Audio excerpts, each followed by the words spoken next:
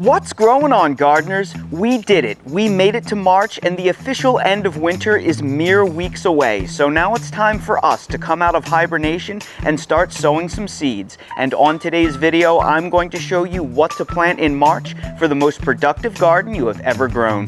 This video is going to focus on my 12 favorite crops to plant out in March that are the linchpins of my garden this time of the year. But stay tuned until the end of this video, where I will give you a list of an incredible 60 crops you can plant in March. There is so much we can do this time of year, and I want to give you a huge diversity of what you can plant so you have something to choose from no matter where you live. If you're new to the channel, please subscribe, hit the bell for notifications, and check out my Amazon store and Spreadshop links in the video description for everything I use in my garden and awesome custom apparel and gear. I live in Zone 8, North Carolina, and where I live, it's still pretty chilly in the beginning of March, but by the end of March, usually the frosts are over on most years, and we are officially in spring.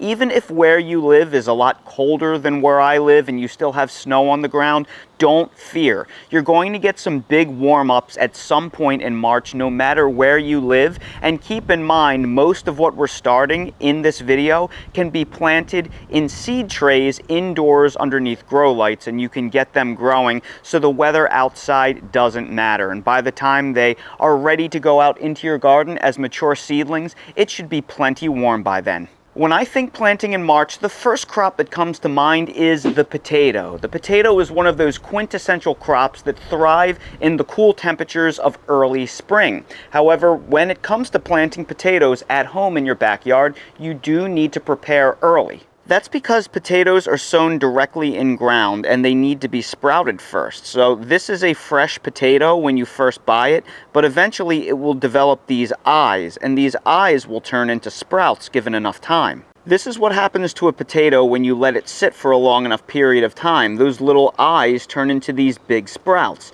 And what we do is we would plant the potato like this with these sprouts facing up, and then we would bury it underneath 6 inches of soil, and these little sprouts would eventually become the potato leaves that will poke out from above the soil line. So what we want to do is go to our local big box store in early spring and check out their shipment of seed potatoes. You will see displays in the lawn and garden section that will have bags of seed potatoes that are untreated and suitable for planting and probably in the early stages of beginning to sprout. We can purchase these for direct sowing.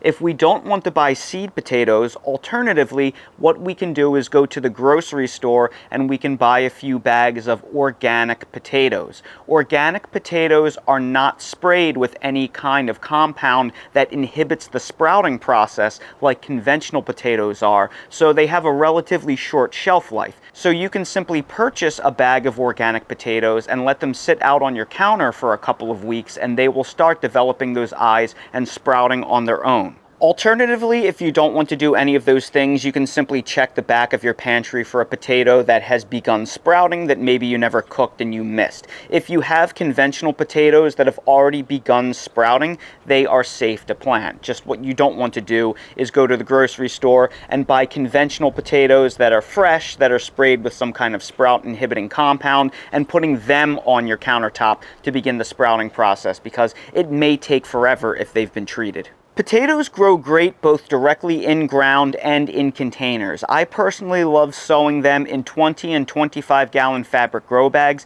because it makes the harvesting process really easy, but that is up to you. Once your potatoes have begun sprouting, you can then plant them. So I like to sow my potatoes directly and cover them with about 6 inches of soil and compost that has been heavily amended with fertilizers like an organic all-purpose fertilizer and bone meal, because potatoes are nightshades and they are pretty heavy feeders. They should start breaking through the surface in about 3 weeks after you sow them. So for that reason, I like planting my potatoes 3 weeks before my last frost date, because by the time they break ground, at that point the frost and freezes should have passed, and they like the really cool but not frosty weather of early to mid-spring. Now, potatoes are sensitive to frost, so if they break ground early or you have a late frost on the calendar, all you have to do is bury them under a couple of inches of soil to protect protect the greens, and they will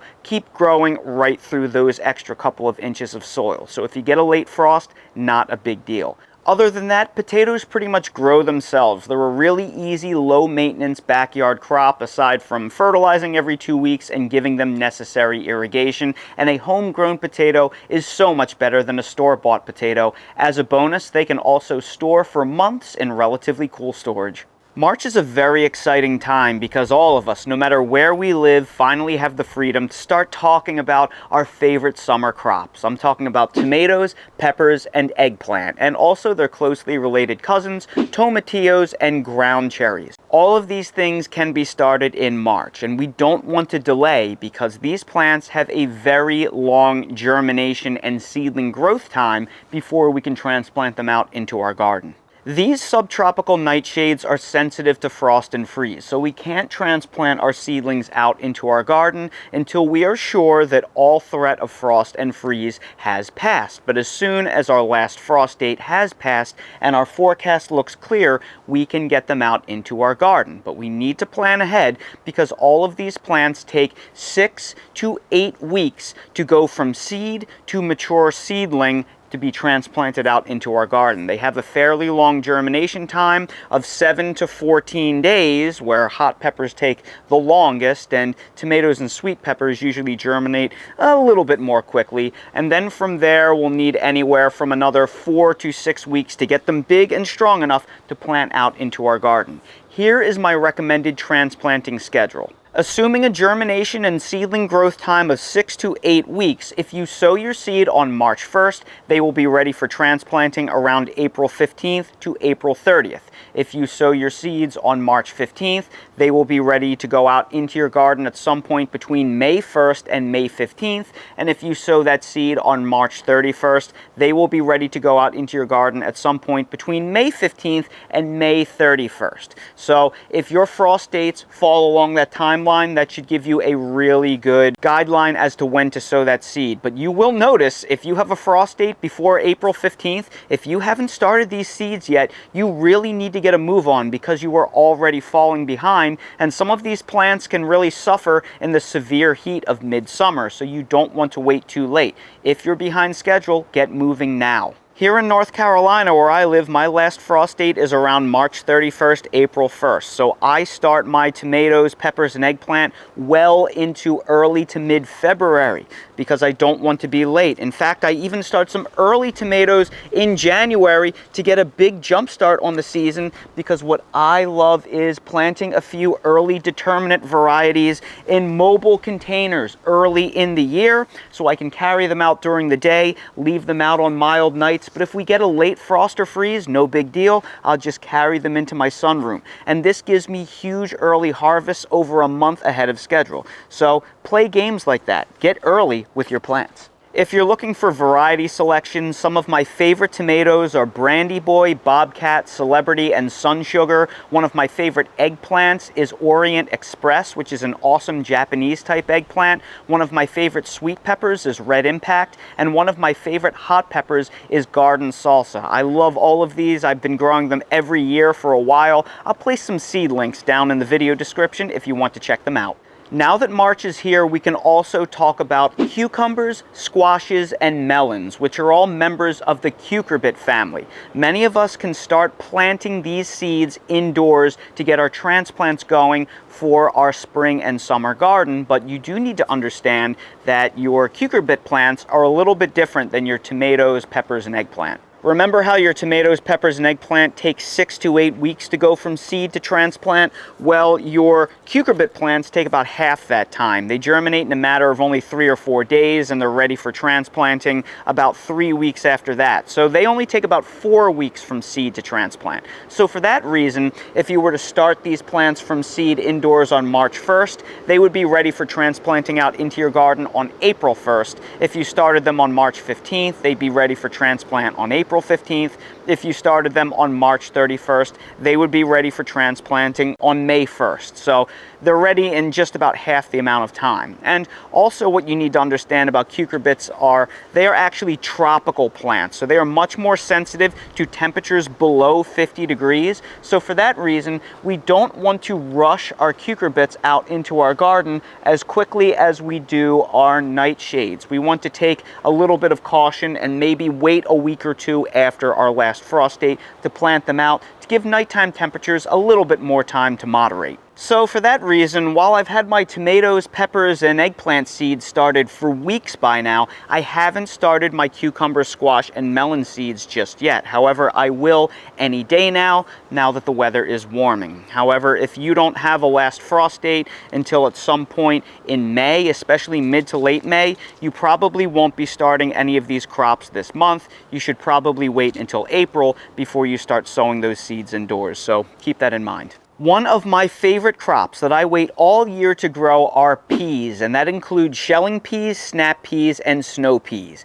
Peas are nitrogen-fixing legumes, so they are one of the easiest, lowest maintenance crops you will ever grow because they are able to filter nitrogen from the atmosphere and store it in their roots, so they require little to no fertilizer. They are as set it and forget it as crops can grow. Now, all you really need to do to sow peas is, as soon as your ground has thawed and you're about 30 days away from your last frost date, go outside, take your finger, and punch 1-inch holes in the soil about 2 inches apart and drop a pea seed in each hole. If you want to overseed them, you can put an extra seed in every other hole and then thin the plants later if you get over germination, just to make sure you get as many plants to come up as possible. From there, you just have to backfill them with soil, pat the soil down, and water them in, and they should start germinating in about 10 to 14 days. And then once they've germinated, as long as you keep them irrigated, there is very little